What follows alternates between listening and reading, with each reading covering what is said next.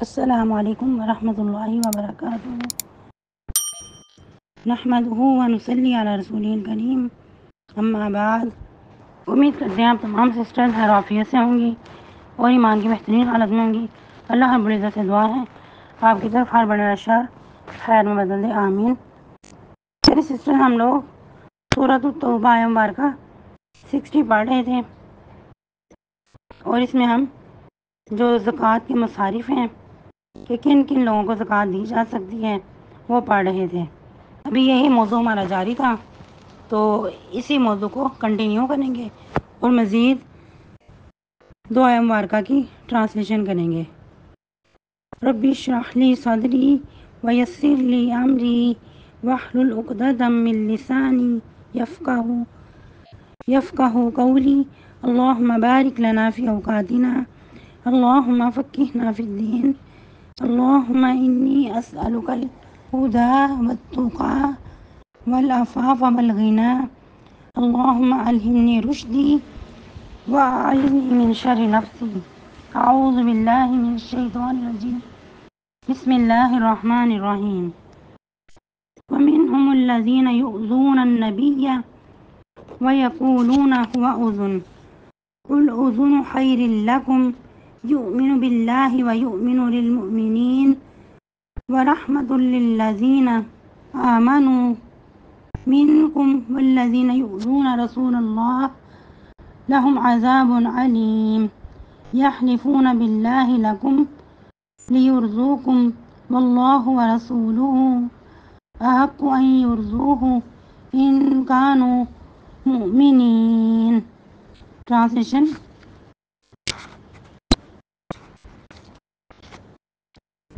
ومنہم الذین، اور بعض ان میں سے وہ لوگ ہیں، یؤذون النبی، جو ایذا دیتے ہیں نبی صلی اللہ علیہ وسلم کو، ویقولون، اور کہتے ہیں، ہوا اذن، وہ کان ہے۔ قل، آپ فرما دیجئے، اذن خیر لکم، وہ کان ہے تمہاری بھلائی کے لیے۔ یؤمن باللہ، وہ ایمان لاتا ہے اللہ پر، ویؤمن للمؤمنین، اور ایمان لاتا ہے مومنین کے لیے، ورحمۃ للذین، اور رحمت ہے ان لوگوں کے لیے، آمنوا منکم، جو ایمان لائے تم میں سے، والذین یؤذون رسول اللہ، اور وہ لوگ جو ایذا رسائی کرتے ہیں رسول اللہ کی، لہم عذاب علیم، ان کے لیے عذاب ہے دردناک۔ یحلفون باللہ، وہ قسمیں کھاتے ہیں اللہ کی، لکم، تمہارے سامنے، لیرضوکم، تاکہ تم راضی ہو جاؤ ان سے، واللہ ورسولہ احق ان یرضوہ، اور اللہ اور اس کے رسول صلی اللہ علیہ وسلم زیادہ حقدار ہیں یہ کہ راضی کیا جائے ان کو، ان کانوا مؤمنین، اگر ہیں وہ مومن۔ تفسیر آیہ مبارکہ 60 سے اور جز 3، جیسا کہ ہم 2 جز پہلے پڑھ چکے ہیں، اس میں آج کا لیسن جز 3 ہے۔ انما الصدقات للفقراء والمساکین والعاملین علیہا والمؤلفۃ قلوبہم وفی الرقاب۔ ہم لوگ پڑھ رہے تھے زکوٰۃ کے بارے میں کہ فقراء اور مساکین اور عاملین کو دی جا سکتی ہے، یعنی کہ اس آیہ مبارکہ میں 8 مصارف ہیں، 3 کے بارے میں ہم پڑھ چکے ہیں، تو آج مزید پڑھیں گے، وہ پتہ چلے گا کہ اللہ سبحانہ و تعالی مزید کیا فرما رہے ہیں اور اس میں ہماری ذمہ داریاں کیا عائد ہیں۔ جیسا کہ ہم لوگ پڑھ رہے تھے کہ زکوٰۃ مومنین پہ فرض ہے، اور یاد رہے کہ اسلام کے جو 5 ارکان ہیں ان میں سے ایک زکوٰۃ بھی ہے۔ اگر کوئی شخص زکوٰۃ نہیں دیتا یا زکوٰۃ سے انکار کرتا ہے، گویا کہ وہ دار اسلام سے ہی خارج ہے۔ تو اب یاد رہے کہ زکوٰۃ مسلمانوں سے لے کر مسلمانوں کو ہی دی جائے گی، لیکن بعض ایسے حالات ہو جاتے ہیں کہ غیر مسلم کو بھی زکوٰۃ دینا پھر لازمی ہو جاتا ہے، یا پھر ضرورت کے تحت غیر مسلم کو زکوٰۃ دی جا سکتی ہے۔ جیسا کہ ہم نے پہلے بھی پڑھا کہ جب نبی صلی اللہ علیہ وسلم کے پاس بحرین سے مال آیا تھا، کون سا مال؟ جو سونا مٹی ملا ہوا تھا، یعنی کہ سونے کی ذات نہیں ہوتی بلکہ زمین میں ملا ہوتا ہے، مٹی میں ملا ہوتا ہے، بعض کو اس کی چھانٹی کر کے اس کو اندر سے نکالا جاتا ہے۔ تو وہ جب نبی صلی اللہ علیہ وسلم کے پاس ایسا سونا آیا، آپ صلی اللہ علیہ وسلم نے 4 بڑے سرداروں میں اس کو تقسیم کر دیا۔ ان سرداروں کے نام سرفرست عیینہ بن بدر، اقرع بن حابس، زید الحیل اور علقمہ یا پھر عامر بن طفیل، یہ بڑے سردار تھے، ان کے درمیان تقسیم کر دیا۔ تو سوال پیدا ہوتا ہے کہ کیا ایسا کر کے یہ مسلمانوں کے بارے میں حق تلفی نہیں تھی؟ ایسا نہیں، بلکہ بعض اوقات جب بڑوں کے پہ خرچ کیا جاتا ہے جن کے باقی عوام تابع فرما ہوتے ہیں، تو پھر ایسا کر کے امید ہوتی ہے کہ باقی لوگ مسلمان ہو جائیں گے، اور دیکھا دیکھی جو ان کے پیروکار ہوتے ہیں، جو عوام الناس ہوتی ہیں، وہ بھی مسلمان ہو جایا کرتی ہیں۔ اسی لیے بعض اوقات اسی حکمت عملی کو نبی صلی اللہ علیہ وسلم اپنایا کرتے تھے۔ کبھی بعض اوقات دشمنی کم ہو جاتی ہے، جب ایسے دوسروں پہ خرچ کیا جائے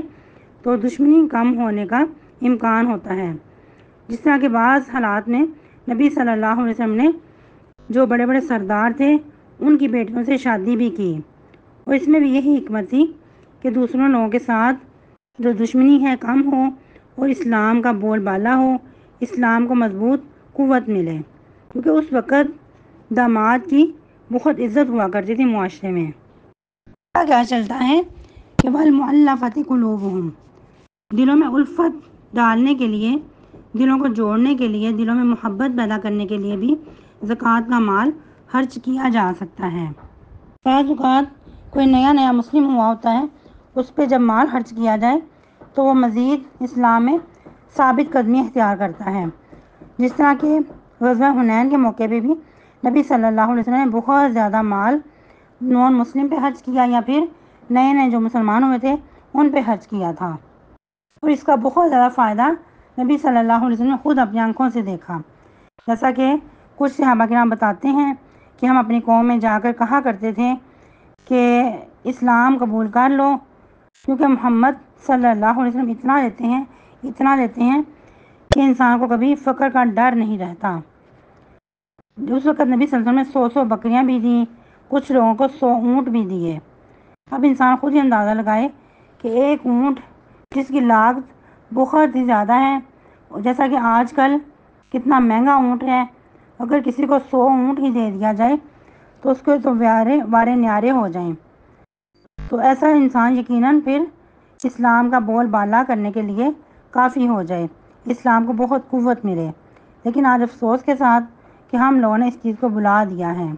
ہر کسی کو اپنی ہی نفسا نفسی کی پڑی ہے، ہر کسی کو اپنی ہی تجوریاں بڑھنے کی فکر لگی ہے، کوئی پتہ نہیں کہ اسلام کی جو ذمہ داری تھی ہمارے اوپر وہ ہم نے کیسے پوری کرنی ہے۔ پھر بعض اوقات غیر مسلم پہ خرچ کرنے سے جو مسلمان ظلم کی چکی میں پس رہے ہوتے ہیں ان کی طرف سے کچھ امید کی جا سکتی ہے کہ ان کے ظلم و ستم میں کچھ کمی واقع ہو جائے،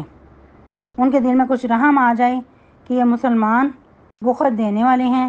یہ مسلمان ہم پہ خرچ کیے ہوئے ہیں، تو اسی احسان کے تلے وہ مسلمانوں پہ ظلم و ستم کو کم کر دیں۔ مزید اس میں اور بھی کئی حکمتیں ہو سکتی ہیں، اور پھر مزید اس پہ کچھ لوگوں کا کہنا ہے کہ یہ جو طریقہ تھا الفت دلانے کا دلوں میں غیر مسلم کو زکوٰۃ میں سے دینے کا، یہ اب ختم ہو چکا ہے۔ اسلام کے غلبے کے بعد یہ جو ڈونیشن ہے زکوٰۃ میں سے غیر مسلم پہ خرچ کرنے کی، وہ نہیں رہی باقی۔ لیکن اگر دیکھا جائے تو جتنا کام غیر مسلم اس پہ کر رہا ہے، اگر اس سے بڑھ کر مسلمان کریں تو یقیناً اسلام کا بول بالا ہو۔ اگر کرسچن کو ہی دیکھا جائے تو کرسچن اس میں بہت زیادہ اپنا مال لگاتے نظر آتے ہیں، یہاں تک کہ وہ مختلف اداروں میں جا کر وزٹ کرتے ہیں، لوگوں کو تحفے تحائف دیتے ہیں، ان سے اپنی جو ہمدردیاں ہیں وہ جتاتے ہیں، یہاں تک کہ ہاسپٹلوں میں بھی وہ وزٹ کرتے ہیں، اور جو وہاں کے پیشنٹ ہوتے ہیں ان کو بھی بہت زیادہ مال دیتے ہیں، دوائیاں فراہم کرتے ہیں، ان کے ساتھ اپنی محبتیں وابستہ کرتے ہیں۔ تو یقیناً اس طرح کر کے وہ لوگوں کے دل جیت لیتے ہیں، تو جب دل جیت لیں گے تو یقیناً یہ لوگ ان کی طرف مائل ہوں گے۔ تو اس وقت ضرورت ہے کہ مسلمان اس سے بڑھ کر کام کریں تاکہ اسلام کا بول بالا ہو اور مسلمان پھسلنے سے بچ سکیں۔ پھر مزید اللہ سبحانہ و تعالیٰ کیا فرما رہے ہیں؟ وفر رقاب، اور گردوں کے آزاد کرنے میں، اس سے مراد لونڈی غلام ہیں، یا پھر بعض اوقات ایسے لوگ کہ جو غیر مسلم کے ہتھے چڑھ جائیں، ان کے شکنجے میں آ جائیں، تو ان پہ بھی خرچ کرنا اس وقت لازمی ہو جاتا ہے، اور زکوٰۃ میں سے خرچ کرنا پھر ضروری ہو جاتا ہے۔ تو ایسے لوگوں کو بھی زکوٰۃ سے آزاد کروایا جا سکتا ہے۔ یا پھر بعض اوقات جیسا کہ کچھ لوگوں کو پکڑ کر اغوا کر کے ان پہ تاوان کا آرڈر جاری کر دیا جاتا ہے، تو ایسے حالات میں بھی زکوٰۃ سے ان کی مدد کی جا سکتی ہے۔ اور بعض اوقات لونڈی غلام مسلمان تو ہو جاتے ہیں،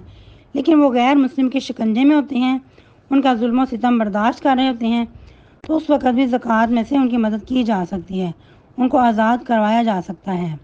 جس طرح کے صحابہ کرام بھی بہت سارے غلام جو ہوتے تھے ان کو آزاد کروایا کرتے تھے، جس طرح کہ سیدنا بلال رضی اللہ تعالیٰ عنہ، یا پھر سلمان فارسی رضی اللہ تعالیٰ عنہ، اور بھی بہت سارے صحابہ کرام تھے جو کہ دوسروں کی غلامی میں تھے، ان پہ بہت زیادہ رقم لگا کے تو ان کو ان کی غلامی سے نجات دلائی گئی۔ یا پھر آج غلامی لونڈی غلام کا رواج نہیں، تو کچھ ایسے لوگ ہوتے ہیں کہ جو سال ہا سال سے قید میں پڑے ہیں، جیلوں میں پڑے ہیں،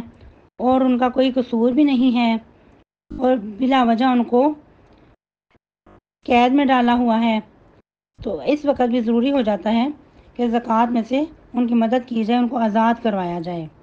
پھر مزید کیا فرمایا؟ والغارمین، اور جو قرض دار ہیں۔ بعض ایسے لوگ ہوتے ہیں کہ جو قرض کے بوجھ تلے دب جاتے ہیں، بہت کوشش کرتے ہیں اتارنے کی، لیکن دن بدن قرض چڑھتا ہی جاتا ہے۔ لیکن یاد رہے کہ اس میں بھی وہ مجبور اگر ہیں تو پھر، ورنہ بعض لوگوں کی عادت ہی بن جاتی ہے، ادھر سے قرض لیا، ان کو خرچ کیا، ایسے ہی ان کو اڑا دیا سیر سپاٹوں میں، یا پھر ایسے اپنے شغل میلوں میں، تو ایسے لوگ پھر اس زمرے میں نہیں آتے۔ اگرچہ اسلام میں قرض لینے کی اجازت ہے، لیکن اگر کوئی اچھی نیت کے بغیر قرض لیتا ہے، نیت کی درستگی نہیں، تو ایسے شخص کو پھر چور بھی کہا گیا ہے۔ تو ہر انسان کو اپنے گریبان میں جھانکنا چاہیے کہ وہ قرض کس نیت سے لے رہا ہے، باقی وہ مجبور ہے، تو اگر کوئی کہ اس کی مدد کر رہا ہے کسی قرض دار کی، تو اس کو بھی پھر اچھی طرح جانچ پڑتال کر لینی چاہیے کہ کیا واقعی وہ مستحق ہے کہ اس کا قرض زکوٰۃ میں سے ادا کیا جا سکتا ہے۔ یاد رہے کہ اگر کوئی مستحق نہیں ہے تو پھر ایسے وقت میں آپ اپنی زکوٰۃ بھی خراب کر رہے ہیں، اس کو اچھی جگہ پہ استعمال نہ کر کے۔ پھر مزید فرمایا وفی سبیل اللہ، اور اللہ کی راہ میں۔ اب اللہ کی راہ سے مراد یہ وسیع معنی میں ہے۔ اللہ کی راہ میں صرف جہاد فی سبیل اللہ نہیں ہے، قتال فی سبیل اللہ نہیں، بلکہ اور بھی بہت سارے راستے ہیں اللہ کے جن میں زکوٰۃ لگائی جا سکتی ہے۔ ایک تو جہاد فی سبیل اللہ، اور دوسرا جیسا کہ دین کی نشر و اشاعت میں، یا پھر بعض اوقات کچھ ایسے بچے ہوتے ہیں، طالب علم ہوتے ہیں، جو اپنے اخراجات پورے نہیں کر سکتے، یا پھر والدین اپنے بچوں کو نہیں پڑھا سکتے، جبکہ بچوں کو پڑھانا بھی ایک ضرورت ہے، اور اسپیشلی اس میں دین کا جو کام ہے، جو دینی پڑھائی ہے، اگر کوئی نہیں پڑھا سکتا تو پھر اس پہ بھی زکوٰۃ کا مال لگایا جا سکتا ہے، وہ پھر فی سبیل اللہ میں ہی آئے گا۔ تو فی سبیل اللہ میں بہت سارے جہاد کے علاوہ حج عمرہ بھی آ جاتا ہے۔ اب مثال کے طور پہ اگر کوئی حج عمرے کے لیے گیا ہے، اس کے پیسے ہی ختم ہو گئے ہیں، یا پھر اس کی جو پیمنٹ ہے وہی گم ہو گئی ہے، چوری ہو گئی ہے، تو ایسے شخص پہ بھی پھر زکوٰۃ لگائی جا سکتی ہے، زکوٰۃ میں سے اس کی مدد کی جا سکتی ہے۔ اور یاد رہے کہ بہت سارے اہل علم نے فی سبیل اللہ کو دین کی نشر و اشاعت میں شامل کیا ہے۔ جہاد فی سبیل اللہ تو ایک طرف، لیکن جو اوور آل کام ہے جو کہ بہت ضروری ہے وہ دین کی نشر و اشاعت ہے۔ اگر دین کی نشر و اشاعت ہی نہیں ہوگی، اس کی کوئی ذمہ داری نہیں لے گا اور پھر زکوٰۃ میں سے بھی کوئی مدد نہیں کرنے کو تیار ہوگا تو یہ دین کا کام تو پھر ٹھپ ہو کر رہ جائے گا، کوئی اس کی ذمہ داری نہیں اٹھائے گا اور پھر مزید یہ کام کیسے پنپے گا، کیونکہ اس کام کے لیے بھی بہت زیادہ پیسے کی ضرورت ہوتی ہے۔ اس طرح کے کاموں میں بھی بہت زیادہ اخراجات آتے ہیں۔ اگر کوئی اس کی ذمہ داری نہیں لیتا تو پھر یہ کام کون کرے گا، جبکہ یہ اس کام کی ذمہ داری امت محمدیہ صلی اللہ علیہ وسلم کو عطا کی گئی ہے۔ پھر مزید فرمایا وابن السبیل اور راہی مسافر۔ اب راہ چلتا مسافر چاہے وہ اپنے گھر میں کتنا ہی مالدار ہے، کتنا ہی وہ بینک بیلنس کا مالک ہے، لیکن اگر رستے میں اس کے جو خرچ ہے وہ ختم ہو گیا ہے یا پھر اس کی چوری ہو گئی ہے، ابھی مزید اس کے وسائل نہیں ہیں کہ وہ اپنا سفر جاری رکھ سکے یا پھر اور اس کے اخراجات ہیں، تو اس میں سے بھی اس کے لیے بھی پھر زکوٰۃ میں سے مدد کی جا سکتی ہے۔ یا پھر کوئی ایسا شخص کہ جو بہت مالدار ہے لیکن اس پہ کوئی ایسی آفت آ گئی ہے کہ اس کا گھر بار ہر چیز تباہ ہو گئی ہے، یا پھر ایسا شخص کہ اس پہ کوئی ایسی بیماری آ گئی ہے، تو ایسے شخص کی بھی مدد زکوٰۃ میں سے کی جا سکتی ہے۔ مزید اللہ سبحانہ و تعالیٰ یہ ساری کیٹیگریز بتا کر فرما رہے ہیں فریضۃ من اللہ، یہ اللہ کی طرف سے مقرر کردہ ہے، یعنی کہ کسی انسان نے نہیں مقرر کیا، کسی نبی ولی نے مقرر نہیں کیا ان کو، بلکہ اللہ تعالیٰ نے خود ان حصوں کو مقرر کیا ہے، یہ اللہ کی طرف سے فرض ہیں۔ اور اس میں یہ بھی ہے کہ جو فرض زکوٰۃ ہے وہ ہی مسلمانوں سے لے کر مسلمانوں پہ ہی خرچ کی جائے گی، جیسا کہ جب سیدنا معاذ رضی اللہ تعالیٰ عنہ کو آپ صلی اللہ علیہ وسلم نے یمن کی طرف روانہ کیا تو اس وقت ان سے کہا کہ ان لوگوں کو کلمے کی طرف بلانا، جب اس بات کو مان لیں ان کو بتانا کہ دن رات میں 5 نمازیں فرض ہیں، اس کے بعد ان کو زکوٰۃ کا بتانا کہ ان کے مالداروں سے لے کر ان کے غرباء میں تقسیم کی جائے گی، تؤخذ من اغنیائہم فترد فی فقرائہم، کہ ان کے مالداروں سے لے کر غرباء میں جو ان کے فقراء ہیں ان پر تقسیم کی جائے گی۔ لیکن پہلے بتا دیا گیا کہ بعض اوقات ضرورت اور حالات کے تحت غیر مسلم کو بھی زکوٰۃ بھی دی جا سکتی ہے، لیکن یاد رہے کہ وہ پھر ایک مجبوری کی اضطراری کیفیت ہوگی، ورنہ اصل جو حقدار ہیں وہ مسلمان ہی ہیں، مسلمانوں سے زکوٰۃ لے کر مسلمانوں کو ہی لٹائی جائے گی، اور وہ بھی جو معاشرے کے کمزور طبقہ ہے، جو سفید پوش ہیں ان کو، نہ کہ ان لوگوں کو جو چمٹ چمٹ کر سوال کرتے ہیں اور سب کو اپنے بارے میں بتاتے ہیں کہ ہم لوگ غریب ہیں، ہماری ضرورت نہیں پوری ہوتی وغیرہ وغیرہ۔ اور یاد رہے کہ ہر انسان کے اندر اللہ سبحانہ و تعالیٰ نے ایک علام رکھا ہے، ایک فرقان رکھا ہے کہ وہ دوسرے کی پہچان کر لیتا ہے کہ یہ واقعی مستحق ہے یا کہ پھر ایسے ہی اس کو عادت ہی پڑی ہے۔ پھر اللہ سبحانہ و تعالیٰ مزید فرما رہے ہیں واللہ علیم حکیم، اور اللہ تعالیٰ خوب جاننے والا، بہت زیادہ حکمت والا ہے۔ اللہ تعالیٰ کے علم میں تمام چیزیں ہیں کہ کون کس نیت سے کیا کر رہا ہے اور کون کتنا ضرورت مند ہے، اللہ تعالیٰ کو یہ بھی پتہ ہے، اور اللہ تعالیٰ کے تمام فیصلے حکمت پر مبنی ہیں، اللہ تعالیٰ کا کوئی بھی فیصلہ حکمت سے خالی نہیں ہے۔ اس میں بھی مزید وضاحت کر دوں کہ جو زکوٰۃ ہے، جو زکوٰۃ کے 8 مصارف بتائے گئے ہیں ان کو ہی دی جائے گی، ورنہ آج کیا ہے کہ لوگ پیچھے پڑ جاتے ہیں، چمٹ چمٹ کر کہتے ہیں کہ ہمیں بھی کچھ نہ کچھ دیا جائے۔ اگر کوئی ایسا کہتا ہے تو ان کو بتاؤ کہ یہ زکوٰۃ کے 8 مصارف ہیں، اگر تو آپ ان میں ہیں تو ٹھیک ہے ہم پھر آپ کو دیتے ہیں، ورنہ پھر آپ اس کے حقدار نہیں ہیں۔ کیونکہ ایسا ایک مرتبہ نبی صلی اللہ علیہ وسلم کے سامنے ایک شخص آیا اور کہنے لگا کہ مجھے بھی کچھ دیجیے، تو آپ نے اس وقت بتایا کہ اللہ سبحانہ و تعالیٰ نے زکوٰۃ کے 8 مصارف مقرر کر دیے ہیں، اگر تم ان میں شامل ہو، تمہارے حالات ایسے ہیں تو ٹھیک ہے میں تمہیں دے دیتا ہوں، ورنہ بھی تم اس کے مستحق نہیں ہو۔ اللہ سبحانہ و تعالیٰ ہم سب کا حامی و ناصر ہو۔ سبحانک اللہم ربنا و بحمدک نشهد ان لا الہ الا انت نستغفرک ونتوب الیک۔ السلام علیکم ورحمۃ اللہ وبرکاتہ۔